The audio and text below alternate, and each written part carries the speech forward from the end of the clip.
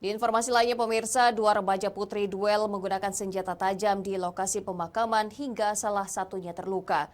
Duel tersebut disaksikan bahkan direkam teman remaja lainnya dan viral di media sosial. Dari rekaman video viral terlihat remaja laki-laki diduga memegang senjata api jenis pistol. Pistol terlihat ditembakkan ke atas pertanda dimulainya perkelahian atau duel 1 lawan 1. Ironisnya, duel tersebut dilakukan dua remaja putri masing-masing menggunakan senjata tajam jenis celurit. Aksi duel berhenti setelah dilerai remaja lainnya dikarenakan salah satunya terluka di bagian lengan. Rekaman video remaja putri duel tersebut viral di media sosial. Kejadian terjadi di pemakaman Tiongha Talang Kerikil, Sukarami, Palembang, di mana lokasi tersebut sangat sepi, jarang warga melintas.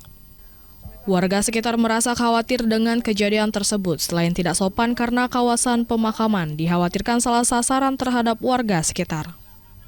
Dari video itu kayaknya lokasinya di mana nih, Kak? Inilah. Posisinya inilah kayaknya, Kak, ya?